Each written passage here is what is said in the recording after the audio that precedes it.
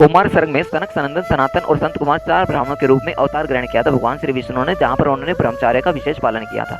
दूसरा, जो यहाँ पर संसार के कल्याण के लिए समस्त यज्ञों के स्वामी के लिए भगवान ने रसातल में गई हुई पृथ्वी को निकाल कर लाने के लिए शुक्र रूप धारण किया था और ऋषियों की सृष्टि के लिए उन्होंने देवर्षि रूप धारण किया था, जो कि जिसे हम कहते हैं सातों तंत्र का, जिसे नारद पंचरांतर कहते हैं, उसका उपदेश दिया था।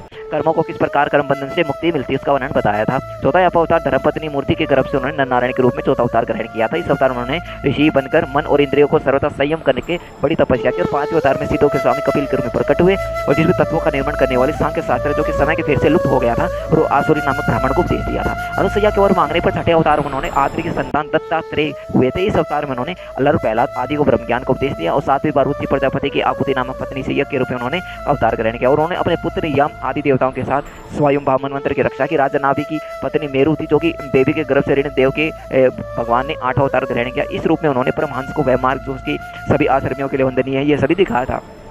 ऋषियों की प्रार्थना से 9वीं बार उन्होंने राजा पृथु के रूप में अवतरण हुए। सोनकादि ऋषियों इस अवतार में उन्होंने पृथ्वी से समस्त औषधियों का दोहन किया था। चाक्षुष मनवंतर के अंत में त्रिलोकी समुद्र में जब डूब रही थी तब उन्होंने मत्स्य का रूप अवतार धारण किया था और 10वां अवतार ग्रहण किया था और पृथ्वी नौका पर बैठकर अगले मनवंतर के अधिपति व्यवसाय मन की रक्षा की थी। जिस समय देवताओं तथा समुद्र वंदन कर रहे थे उस समय 11वां अवतार धारण करके कच्छप रूप में भगवान ने मंदराचल को अपनी पीठ पर धारण किया था और 12वीं बार धर्मांतरी के रूप में अमृत लेकर समुद्र में प्रकट हुए थे। 13वीं बार जो अवतार लिया था वो मोहिनी अवतार लिया था, जो कि दैत्यों को मोहित करते हुए देवताओं को अमृत पिलाया गया और 14वें अवतार में उन्होंने नरसिंह रूप अवतार धारण किया था। इसमें अत्यंत बलराम, दत्तराज, हिरण्यकश्यप था अपने नाकों से अनायास की इस प्रकार फाट डाली, कहती है जैसे कि चटाई बनाने वाला सीख को चीर डालता है। 15वें जो अवतार वो वामन रूप का अवतार धारण किया था, जो भगवान दत्तराज थे, बलि थे, यज्ञ में गए थे और वे चाहते थे कि त्रिलोकी की राजा, परंतु उन्होंने केवल 3 पग धरते। और 16वां जो अवतार था वो परशुराम का था, जो कि राजा लोग ब्राह्मणों को द्रोही हो गए थे, तो क्रोधित होकर उन्होंने पृथ्वी को 21 बार क्षत्रियों से शून्य कर दिया था। 17वें जो अवतार में सत्यवती के गर्भ से परसार जी के द्वारा विवाह जी के रूप में अवतरण हुए थे।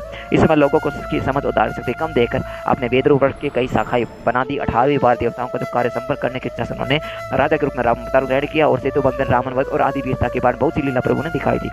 19 और 20वें अवतार में उन्होंने यदुवंशी में कृष्ण और बलराम का नाम से प्रकट हुए थे, पृथ्वी का भार उतारा था। इसके बाद कलयुग आ जाने पर मगध देश बिहार में देवताओं के द्वेषी तत्व को मोहित करने के लिए उन्होंने अजन के पुत्र में अपना बुध अवतार होगा। इसके लिए भी बहुत पीछे, जब कलयुग का अंत जब समीप आ जाएगा और राजा लोग लुटेरे हो जाएंगे, तब जगत के रक्षक भगवान श्री विष्णु ब्राह्मण के घर में कल के रूप में अवतार होगी। तो प्रेम से बोली श्री राधे राधे।